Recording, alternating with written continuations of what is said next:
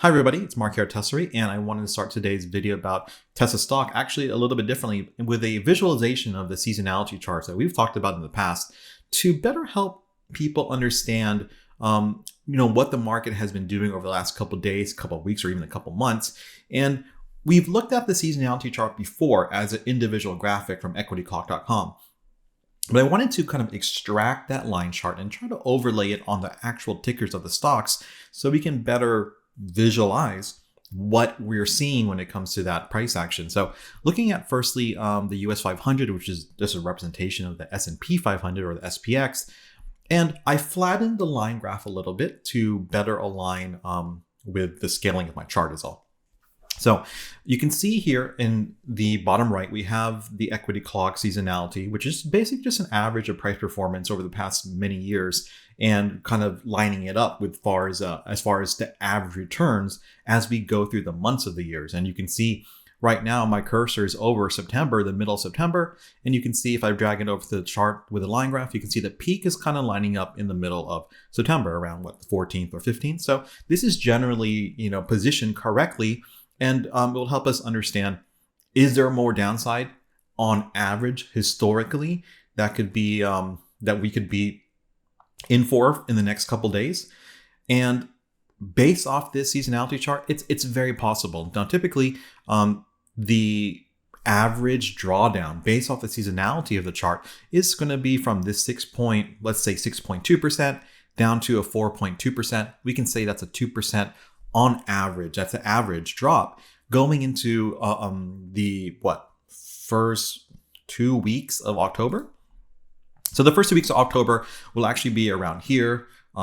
Maybe let's call it the 13th of October, and it actually lines up very well with the scaling of our chart currently. So I know we've dropped more than 2%, but how much further do you think we can drop by just us kind of scaling the line chart a little bit differently than the average seasonality? So this is so far from the peak, we've dropped almost 5%, 4.6%.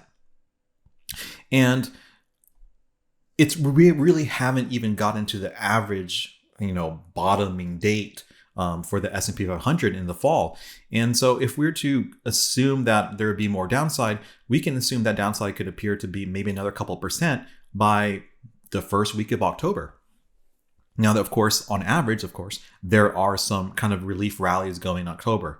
But the thing about it is, what do you do? How do you use this information to help you better trade, to help you prevent the downside on your Tesla stock, or if you're holding other tickers, what do you do with this information? Like, okay, yeah, you can say to yourself, yeah, I'm a buy and hold investor. And so you don't have to maybe really worry about the gyrations of the stock market.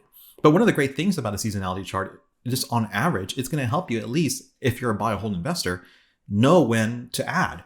There's a lot of people that, I would read on Twitter or on YouTube comments, and they would say, when the stock is going to get down to, now Tesla was sitting around like 270 something, not but a couple of weeks ago. People were saying, I think we're kind of like going into kind of like a bull market for Tesla again, even though it's in a bull market, but you know what I mean.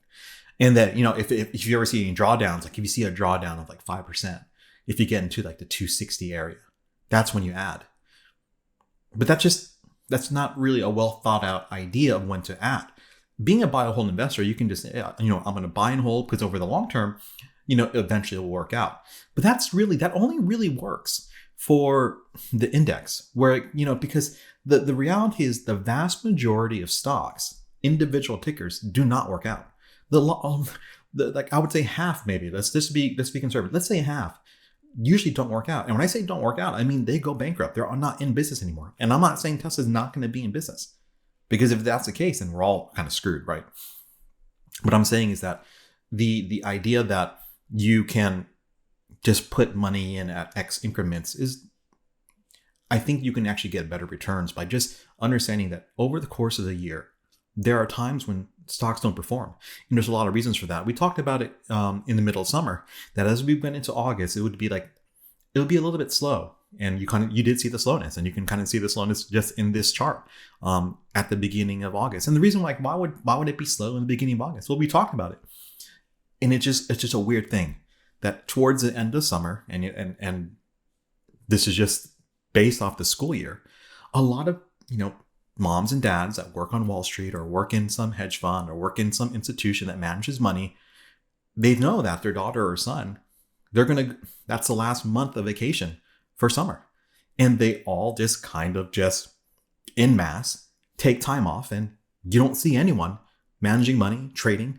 They're all on vacation. They're going to the Hamptons or going to somewhere beautiful, I'm sure, with all their money. But the trading volume gets light. And it's representative in a way that the market doesn't want to make large moves because they're not prepared for it, because the way their position is to sell any big spikes in price and then to buy up any dips. But generally it's the volume is so low, and retail can't support the price, that it kind of just drifts lower as time goes on, because these people are not at the desk. They have their interns or their algorithms or computers basically trying to keep them within a very small range of pricing, maybe a couple like 0.2%. And that seasonality is weird, but it plays out. And it plays out again as we get into fall, where you see this kind of dipping in price. And the reason for that is going to be now. It's that, okay, so why does it always dip now? But you always hear stories like it's right now, it's okay, higher for longer interest rates. Well, that means that, as the rates go up on bonds or bills, the premium to be in stocks is the demand has to be so much higher. Like if I can get 5% on some bills, why do I need to be in stock if you can't get me 5% in the short term? In 2 months, I can get 5%. And that's a great excuse. But the reality, any excuse when it comes to price action is just a story with the end goal of what? Stocks, the market is always going to go up eventually. So it's not like, to be very bearish on the market. It's not a long-term sustainable perspective on the market. You can't stay short forever. That doesn't make sense. Even the biggest of bears, they're invested somehow, some way, right? Now you would see it last year, the biggest of bears would be in energy and bonds. Didn't work out at the beginning of this year, but, they're still invested in something, thinking that eventually it will go up. You can't stay bearish forever. But how long can we stay bearish for now? Now, on average, it's about 2 weeks from today's date. Looking at the seasonality chart, maybe second week of October, you can see dips that maybe some people would buy. But the story they're trying to sell you, the market is trying to sell you from, the way that they sell you how, Powell was talking about, the rate, the Fed funds rate is going to be, at this level until September of next year. That's what people are saying. And you, at the best case scenario, you start seeing cuts maybe the middle of summer of next year. But the thing about it is, the Fed has never been right on forecasting anything. If they think inflation is going to drop, to 2% in 2025 or 2026 is what they're saying. Not but 2 years ago, they were saying inflation will come back down, and they can keep rates at 1% without needing to raise rates to get inflation under control. So you can't really listen to the Fed, because the story that the market is selling you is that they want you to sell. They need liquidity, and they're going to scare you out of positions. They're going to scare you out of your investments. They're going to scare you out of your whatever you're holding in your retirement. They're going to get you to buy bonds. And look what happened with just the 30 and 20 year. Just the end of this week. It was at a position where it hasn't seen yields on these long bonds since 2007. And then it went up like 1%, the TLT. Okay, so that's the story. The story is that they're going to make you sell on that story, and then eventually, when the market goes up in 2 months, and you're looking back and there's a 1% gain on the S&P 500 net, and you're like, wait, what happened? I thought that this is it. I'm not saying that it's going to go up. What I'm saying is that the idea of whatever you're reading is to get you to sell. They want the price lower, and they need it lower. We talked about in other videos, they need it lower so they can get a better entry. So by the end of the year, they can show some performance. They need performance. These money managers have done very badly this year, very badly on average. Probably half the funds have underperformed even just the S&P 500. Now, there's this little relief bump here Now, what do you do with that? Do you play long into it, or do you go short into it? Now, is this even like a real thing?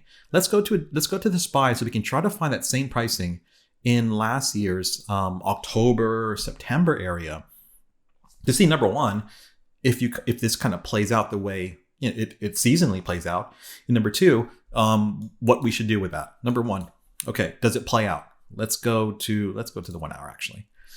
So we want to find what, the middle of September, maybe beginning of September into October. Let's find that on the chart. Make it easier. So the beginning of September is going to be here. This is the beginning of September. And we can maybe draw, maybe a box will help us here. So this is the beginning of September. Yeah. And when is the second week of October? There you have it. Now, hopefully this is also another good visualization of type of seasonality that historically kind of aligns with the seasonality chart that you saw in Equity Clock and that we saw just a couple seconds ago on the US 500. So where are we right now? So today is, today's the 23rd, but I'm recording on the 23rd. Yesterday was Friday, the 22nd, which is last day of trading for the week. Let's find and this is just, we're not trying to be horoscope readers. We're just trying to understand there is a story that's being sold to you to get you to get out, right? Because someone, if for price to come down, right? And with prices coming down, they need people to sell. And they need, like, how do you make people sell? You make the price go low. Okay.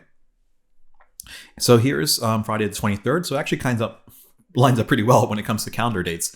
And what happened on Friday the 23rd and from Thursday? Big gap down. That was a pretty big gap down. Let's say it's just roughly like 1 to 2% happen over the course of like half a day. Okay. And it didn't stop until the end of the month, on the literal last day of September. Let's go back to US 500. Where are we at right now? So what was the last? Okay. I didn't even do it. I didn't even line it up this way. Here is the first. This is the last trading day. It's going to be the 29th of September, which is next Friday. And based off seasonality, that's when it has a local bottom. And you're going to say to yourself, like, man, but we've dropped a lot already. We've dropped a lot. Look, I think we can say to ourselves, last year, we've proven that a couple percent doesn't mean anything in this market. Even even in regards to the S&P 500, when you think the volatility isn't comparable to, let's say, Tesla, it can drop severely. And but this is probably one of the worst weeks that we had this year. And we're getting to the point where RSIs are just cratering to things that we haven't seen since what? September of last year. Right? September of last year. I mean, like, if I was to, firstly, just for humor's sake, we'll go back to a daily and look at the RSI on the daily for September of last year. And was pretty bad. We're probably looking at what? Low 20s. And what are we at right now? I mean, we're basically, oh God, man, we're still at 30. So we can go lower, I guess. We can go lower. I mean, it's pretty low for this year. As you can see, it's actually beating the lows that we saw in August, and it's beating the lows that we saw in March, that kind of sell off in March. So yeah, September is looking pretty bad, but it got worse last year, right? It got worse last year. So back to visualizing price action in 2022, September to October area. We saw that the end of the month of September marked the local bottom for the stock. And what happened after? Beginning the on the 3rd of October, the first trading day of October, it gapped up huge and it rallied what? Maybe that looks like, what do you think that is? Like 6% to the peak? Peak? Yeah, 6.19%. Okay, a 6.19% rally on the first trading week of October. Okay, let's go back to the US 500 to look at our seasonality chart.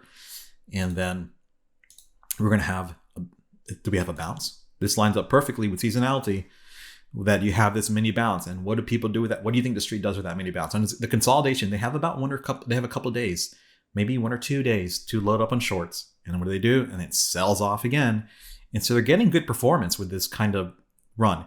Now, you can tell in August, the seasonality doesn't match that great going through July into August. So, if they're positioned for that type of seasonality, that they didn't really get performance on that. But they are getting it here.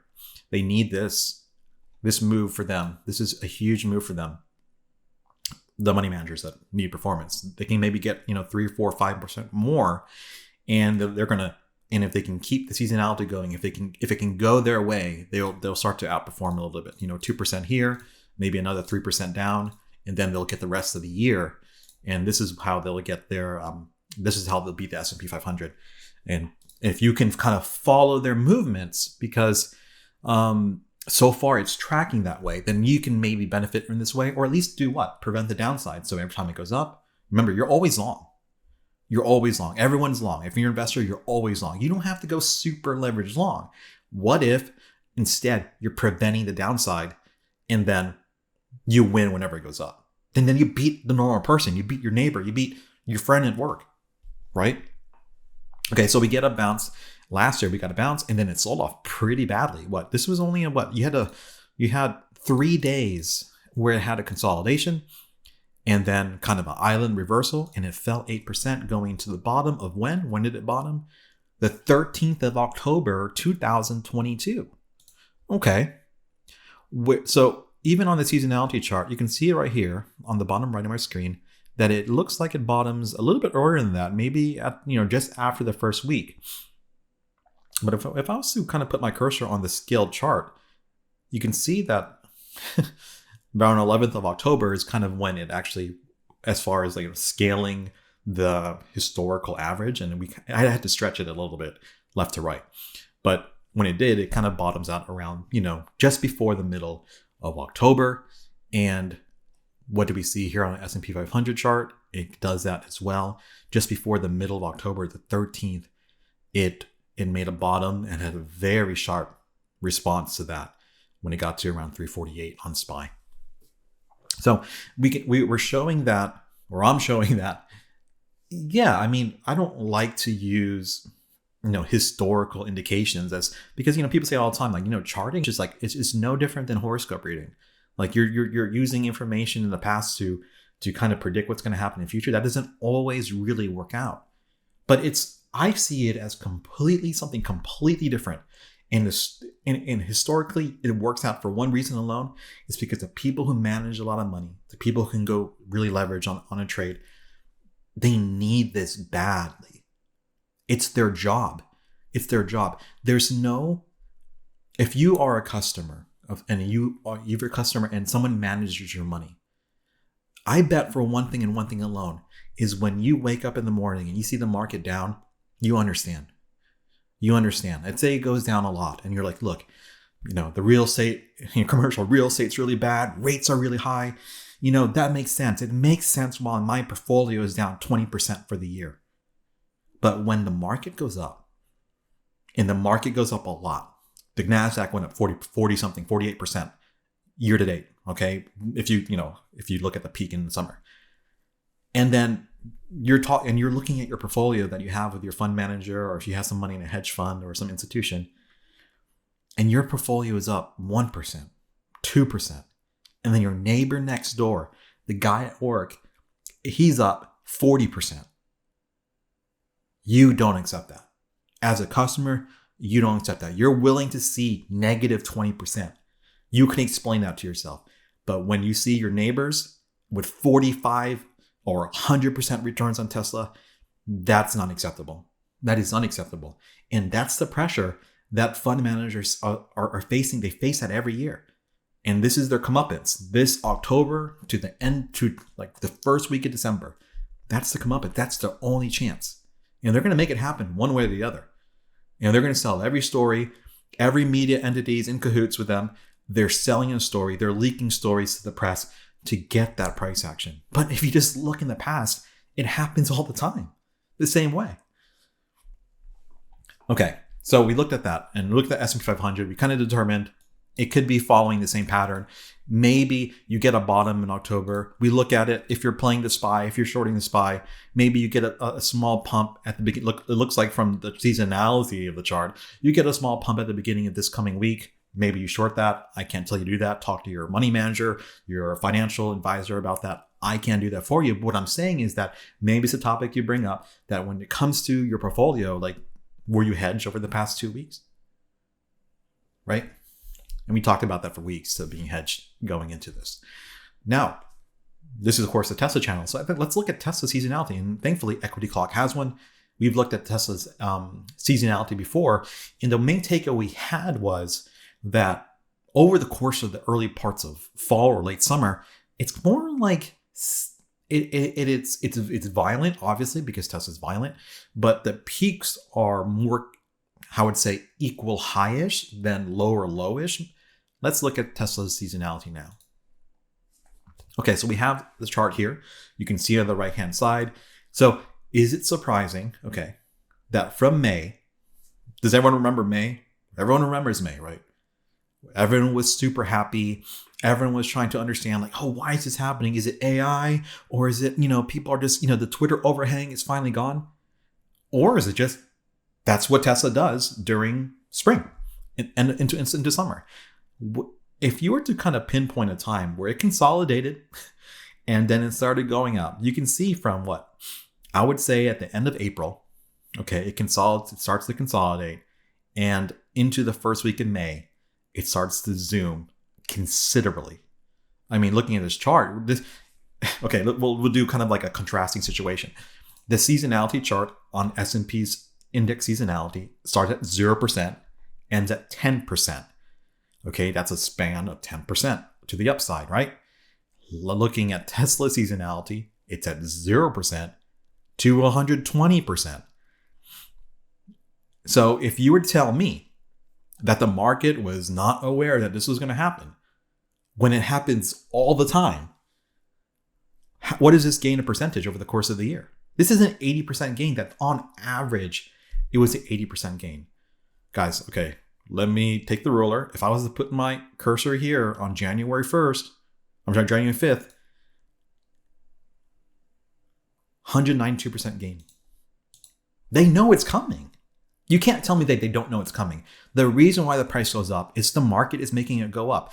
No way in hell, and I think we've proven this over and over again in the last 3, 4 or 5 weeks, that retail can move the price. There's a reason why when the stock goes up on a analyst upgrade, let's say, and it's such a big spike. Sometimes, in the past, you would see pricing go over 10, 12, 15% on upgrades and on Tesla. And you're like, that's not retail buying. That's institutions, they're given the green light. They're like, okay, we've been given permission to go up because someone in my community, you're not in their community, someone in their community says, hey guys, I think it's okay to buy Tesla. And they're like, okay. We've been waiting for that. Go ahead. And I'm buying right now. That's why. So looking at the chart, they know it's happening. Yeah, maybe the percentage is different, but it's still an upward trend that they're taking advantage of because they kind of knew it was coming. So from May to June, they would estimate a 65-70% gain. For the year, 192%. From May to the peak of pricing in July, that's 98%. So they're not really far off base. They kind of got it. As much as you think they didn't get it, let's look at it in a different way. From the beginning of January into March, they already anticipate that it's going to peak in pricing at the middle part of February. Where did it peak in pricing in the middle part of February? 16th of February. Okay. Now that we established that the seasonality kind of does play a role in the pricing of Tesla, no matter what people say about, historical averages, it's just an average, guys. It's just an average. So we were hoping that we would see more of kind of like a higher low situation. And you know what? Honestly, though, we kind of have.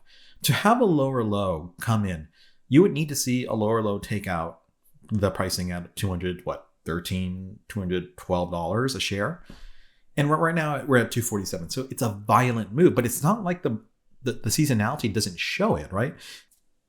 So while we're looking at this chart, it's really important to understand that it's just averages, but maybe there's a bottom. What I want to say is that the S&P 500 can still drag Tesla down because you kind of would want to see it a little bit higher on its price action compared to the S&P 500 right now. It's been underperforming severely compared to the S&P. I mean, just yesterday alone, what was the S&P down? 1%, and Tesla was down 4%. And we're going to talk about Tesla later on in the video more specifically, but there's really not much to say about that in the sense that it's really bad and almost like unexcusable. I want to say it's like unexcusable for it to be that bad. But, maybe for now, seasonality lines up where during the spring into summer, it kind of has a nice strong rally and it kind of consolidates all the way to the end of the year. And maybe you don't see strong outperformance until Tesla's, bottom looks like it's going to be in November.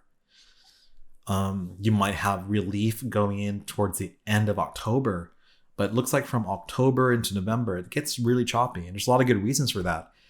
Some of the good reasons, of course, is going to be number one, going into October and you have production and delivery numbers. Okay, so, specific Tesla talk, production delivery numbers is going to be a real wild card for the price of this stock.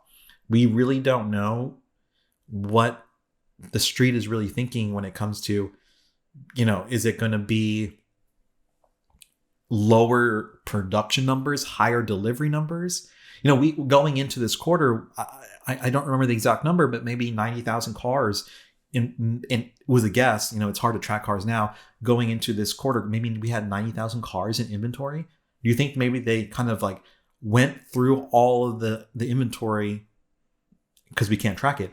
And that, okay, so yeah, maybe our production number would be something like 430 and like down many percent from quarter two because of factory shutdowns and factory upgrading for the Model 3 Highland in Shanghai, the Cybertruck slowing down production at Giga. So we haven't been manufacturing Giga for, I want to say 3 weeks right now. There's no output going on at all. So, based off this chart, it's possible that we get into a very sideways to a very slightly downward angle when it comes to average pricing. Like, okay, so maybe, we can draw a simple line in that. I'm trying to help you visualize that there is that kind of like angle down pricing until you get relief going into the end of the year. And then you have another sharp decline and then maybe another bounce. But it's very possible, it's very possible that over the next month, it's going to be a really rough time for the stock. And it looks more flat compared to like the extreme selling that you see in the S&P 500 seasonality. But just remember, our swings are multiple percent more than the index sometimes. And we saw that yesterday. If you get a bounce going into this week, Monday, Tuesday, Wednesday, before we start reporting next week, we have GDP, we have PCE. So these are catalysts that could end the week worse off, that would then force it back into that seasonality where it ends the month very badly to begin next month okay-ish for the index. And you can see a very slight, in the seasonality chart, a very slight increase going into October, but it's not a strong move. All the moves that you're seeing over the past, let's just say since earnings, if you would have shorted every move to the upside, you would be okay. And so I'm going to delete this line. That's our kind of like, this is our rough match for seasonality. More downside possibly right here. This could be represented in a further date going into this steep decline. Could be represented in a further date going into October. Like if I was to like move it over to kind of show that maybe this is our decline, for instance, from a seasonality aspect, like if this was more compressed, and maybe that's what it should more look like, where this lower peak should match up with the low in August, and this lower peak should match up with the low in October, then you can try to, get that lower low, get a higher low in and try to form a base sometime in the middle of October going into November.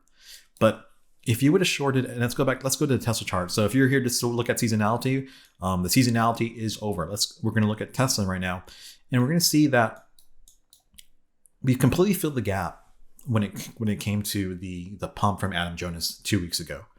And I think we've talked about this in the last video.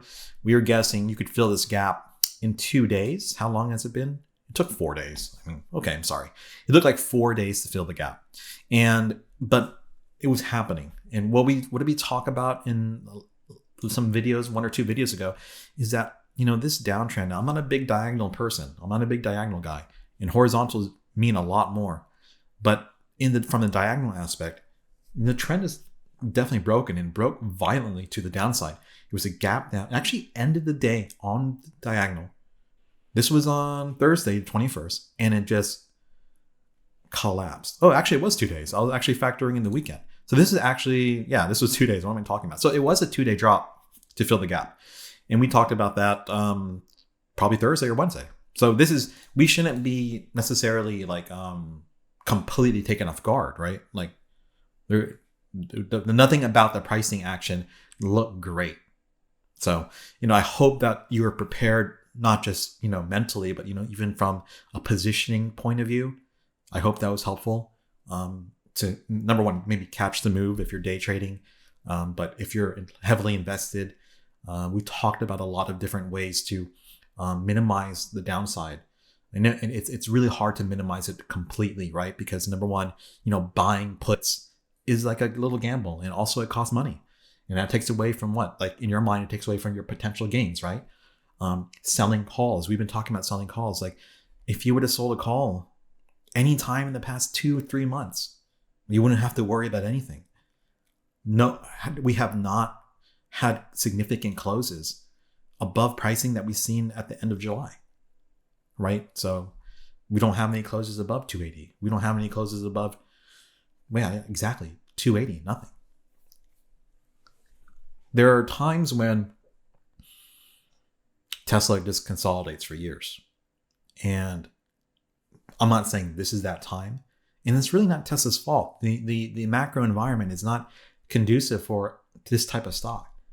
Like, how do you get out of this? Like, and I'll make another video talking about this type of action. But this is not unheard of when it comes to Tesla. If you look at Tesla's past, but it gets really frustrating because you're seeing you get the idea, right? The story of, well, the UAW's on strike.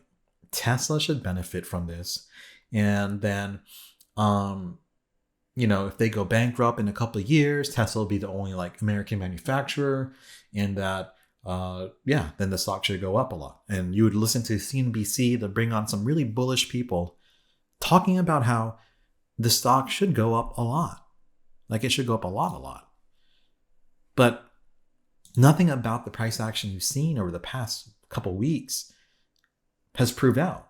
I mean, if I was to show you the Ford chart overlaid with Tesla, Stellantis, and GM, and asked you which companies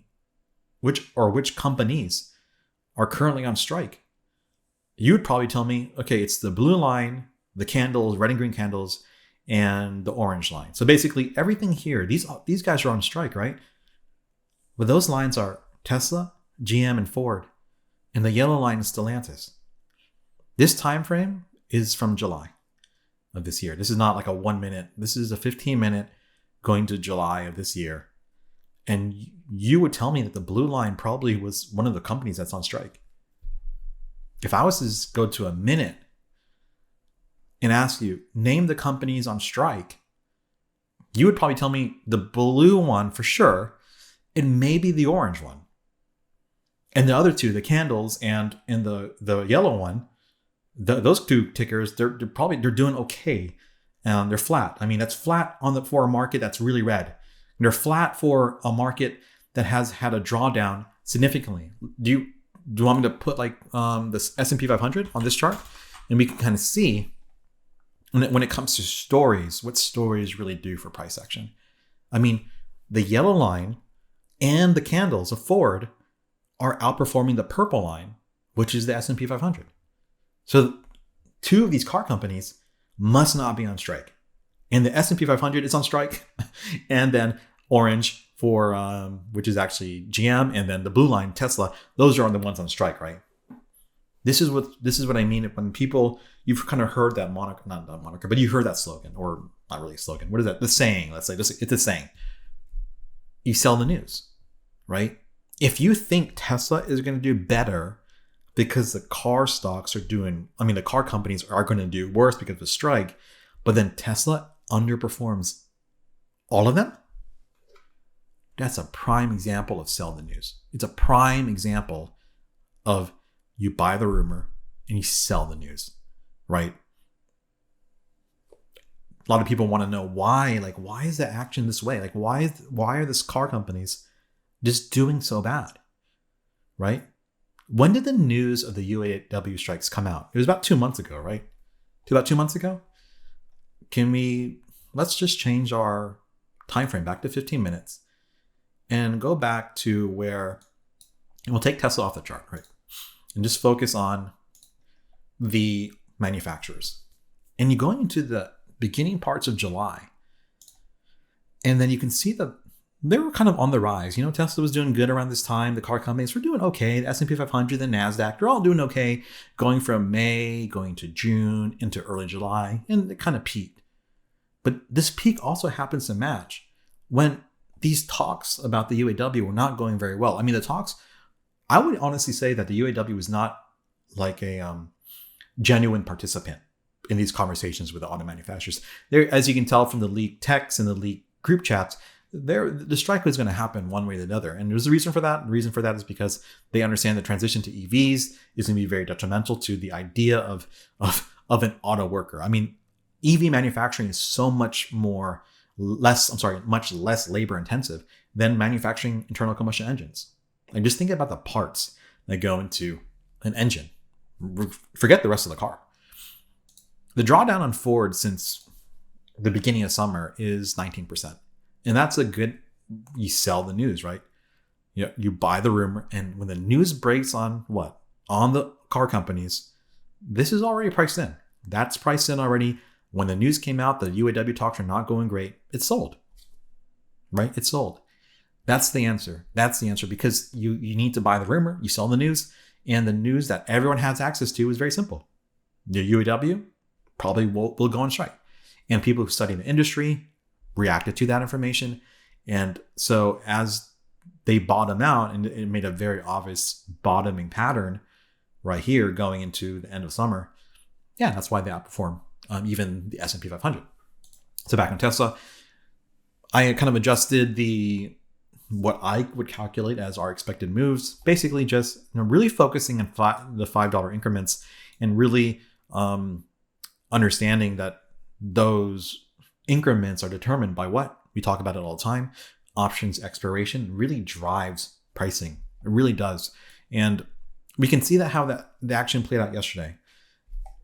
You thought it would base at certain levels, and those levels that it was trying to base at or even get resistance at make sense. So it gaps down to what? It gapped down to exactly like $260 a share, which happens to be a Friday where options are expiring, right? I think the generally accepted max pain, quote unquote, for the positioning for the week was around $250 to $260, kind of where a lot of the action for the options was at. And by the time it closed, it was, of course, at 244. And that would have been well in the money for most of the puts that were peaking somewhere around the 250 to 255 strike. And that was just, there was a lot of volume in action around that 250 area. So a lot of them made a lot of money. But let's look at the price action, and the price action being determined on a day that options are expiring, really focusing on those intervals of strike, which are going to be like $5 increments or $2.50 increments of pricing, right? So we can see here that they lost the battle, and there wasn't a great battle here, guys. Like it really wasn't a great fight to try to maintain pricing above a certain level, right? It was really like, okay, it opens at 260, sells off really quickly. Where does it find a base at? Not ironically, 255, it bounces. Where does it find resistance at? 260. So once again, kind of have two moments in time to go short. Now, and so this, if you're a day trader, this is the talk for you. So you had kind of two moments in time to go short. And this is kind of the whole purpose of, how price action moves, is that let's say you get that gap down and then it sells off a lot based off whatever reason, right? But you're not positioned for it. You're like, if you're a trader, or if you're money manager, you're not positioned for that move, right? So what you can do is just you buy it up. You can kind of put some upward momentum in the stock, and you know that maybe you're not like maybe a move of $5 a share, right? Like if you can get a $5 share move, you should just take your cards off the table and understand like, okay, you got a good move, right? But the overall momentum is what? To the downside. So this is where you go short. So you got the move that you weren't prepared for the move, but you got to get a little bit of a better entry, right? So you kind of bid up the pricing and you get the double top, and the double top is just, okay, like, that from this like an algorithmic perspective, or just even a human looking at pricing, they know that as pricing approaches the bottom side of a gap, it's going to get a lot of resistance. So why fight that resistance? Just let it go. You enter your shorts here on the double top right here, and you just let it go. You just literally walk away. You walk away. There is not much of a fight from thereafter. So it tried to base and try to find a bounce off 255 for about 30 minutes, I guess. And it sells off quick. And then once again, it's like, is that too much? And where does it base off of? 250, 250, which makes sense because it's going to be either the $5 interval for strikes or the 250, right? That's how Tesla works. It's not every dollar.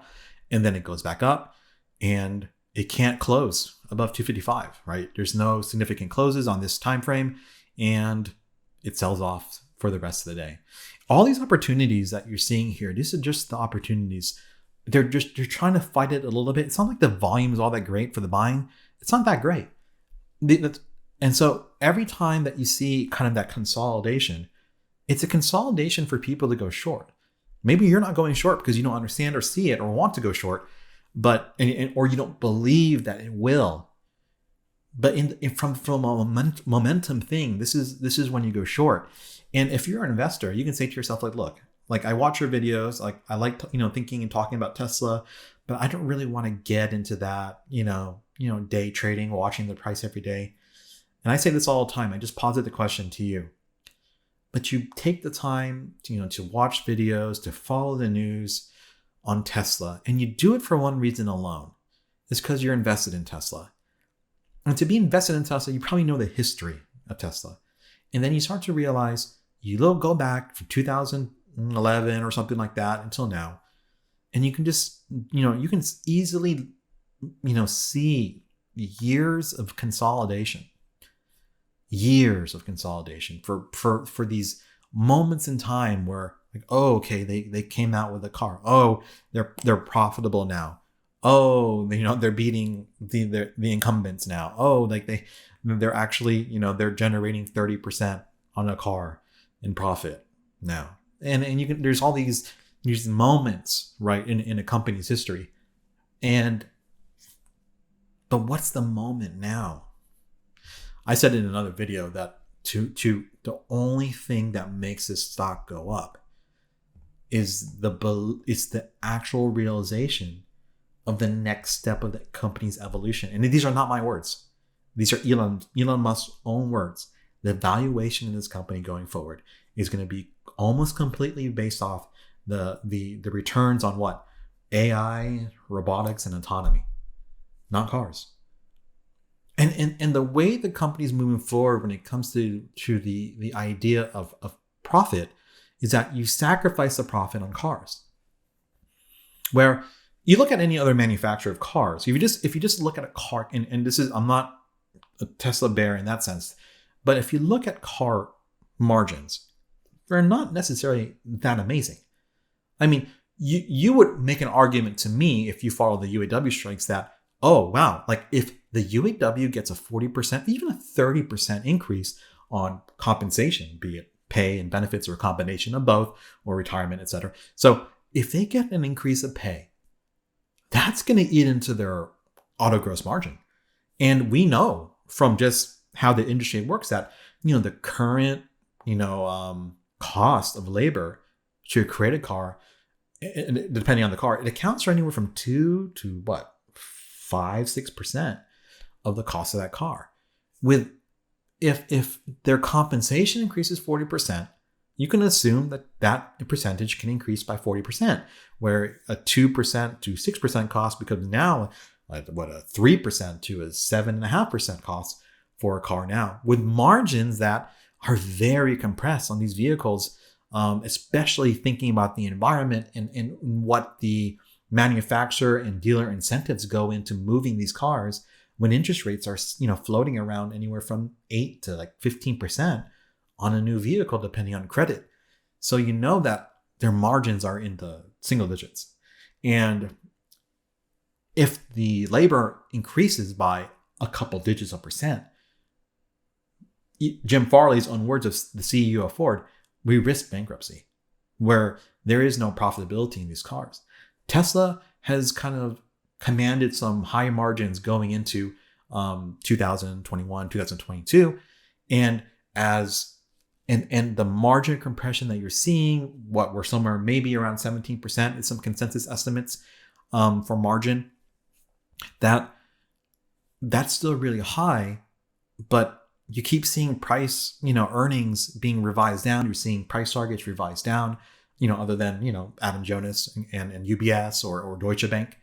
But the rest of the street doesn't agree, because even Elon Musk agrees in that sense that the margins on the vehicles, that is something that is, number one, not really his focus or care. Operating margins are much more important to him. And number two is that these vehicles are just going to be conveying the software to you that eventually become the driver of margin for car related business, meaning full self-driving, other type of driver assistance features. Software as a service becomes the margin. But how do you get there from here? And you're kind of in this area where you're trying to, like a trader or an investor is trying to value that short-term or long-term return on software. Short-term, nothing maybe, right? But we don't ever know when full self-driving is going to be released. We don't know when those features the AI features start leaking into the software. We don't know. That can be end of this year. That can be 2, 3, 4 years from now. The technology is very young. And that's why you have that volatility of stock. It's like, okay, so people want to be positioned for it. But the reality is the street doesn't ever need to feel positioned for a move like that. They can capture it after it breaks out. Maybe we can't, because we don't have the resources at our disposal to just throw billions of dollars at a stock. Obviously not. Otherwise, you wouldn't be listening to this. So just know that over the course of the rest of the year, you're going to have the conversation of, is it a car company or is it a technology company? And if the margins keep showing that it's merely a car company, the street's going to value this stock whenever it's being presented to it. Okay. That's just the reality. So yeah, you can see, let's say you go into October and you're like, okay, we have good production and delivery numbers, and you maybe have a small bounce. Like remember what happened last quarter? We beat by a couple of percent and then a nice strong reaction. But where are we now? I mean, we're not really making higher highs on pricing. Those types of moves that are related to the car business cannot drive this valuation as much as we want it to, because you have to convince not just yourself. You don't have to convince your fellow Tesla hyperbulls.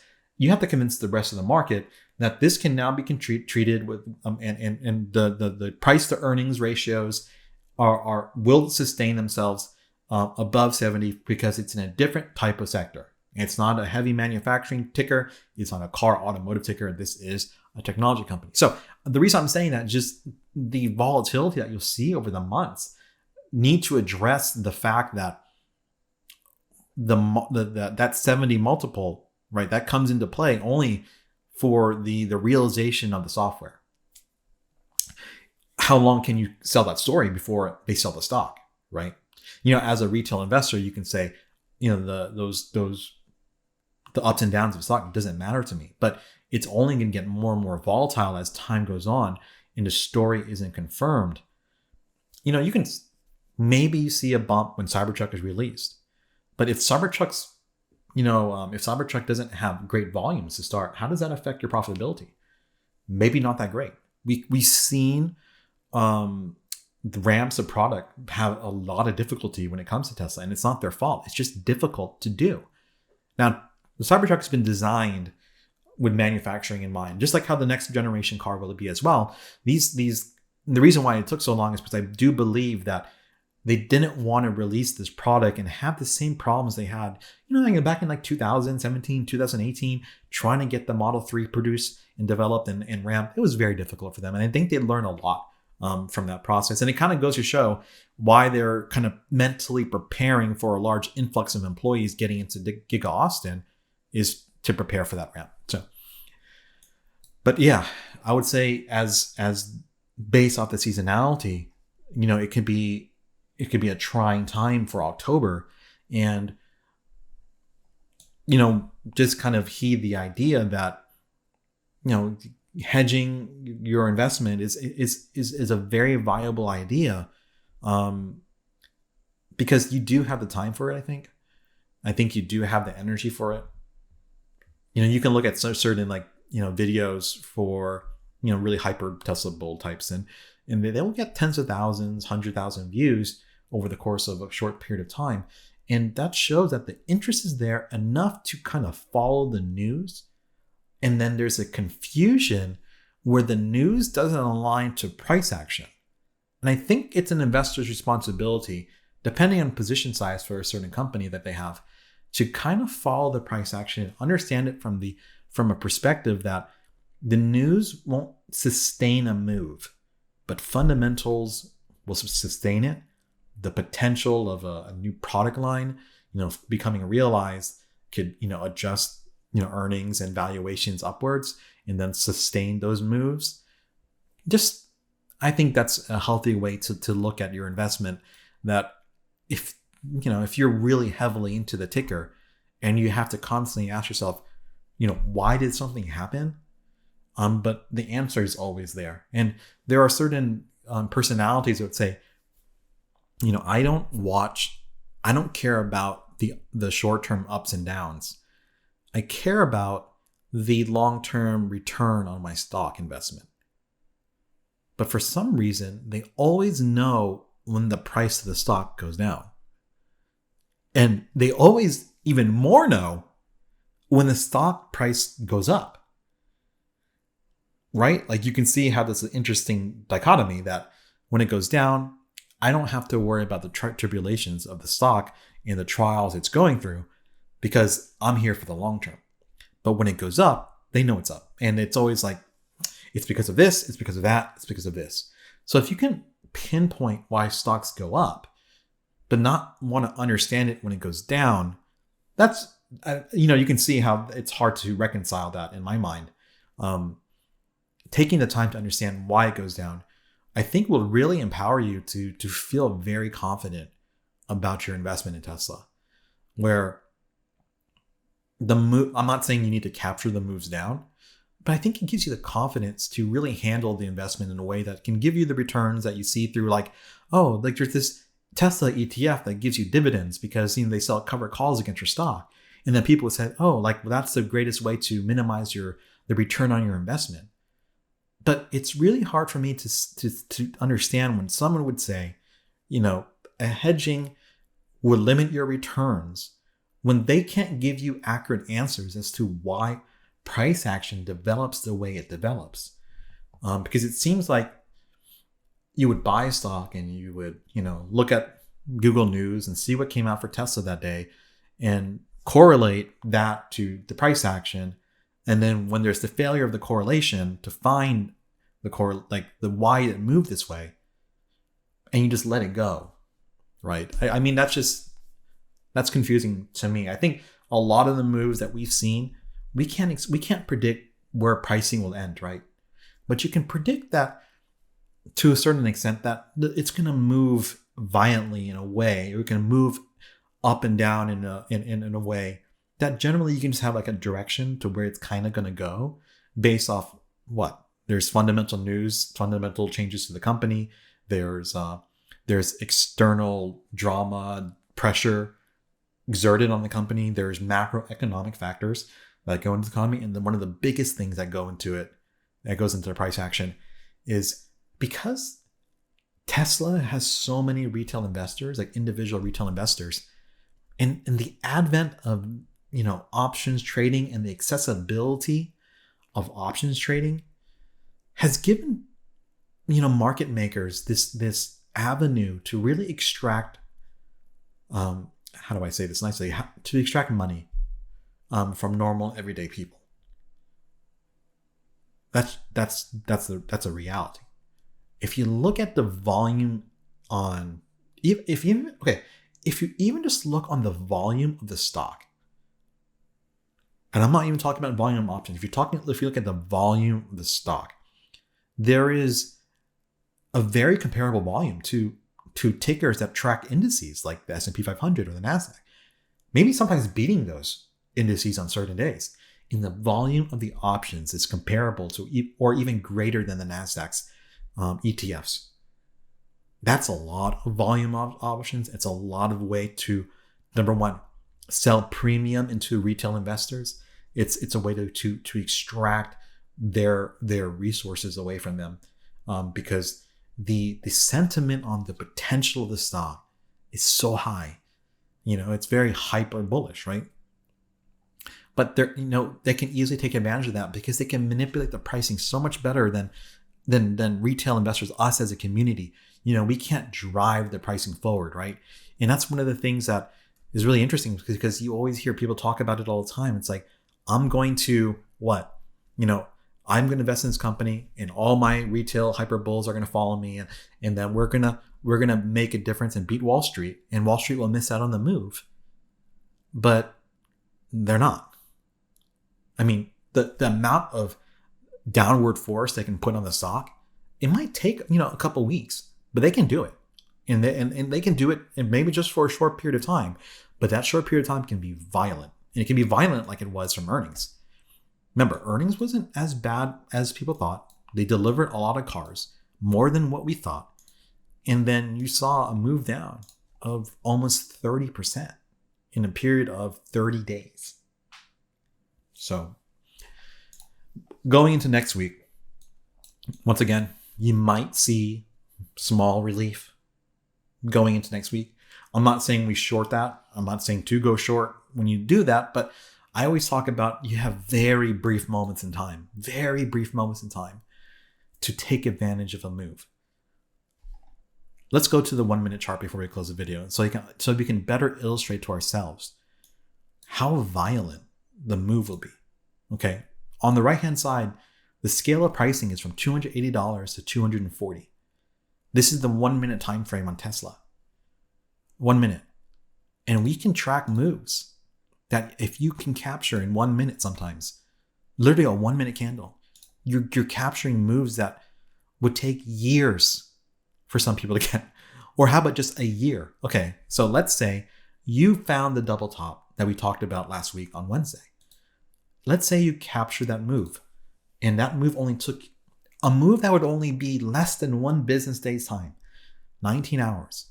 You can capture a move 7.1% down.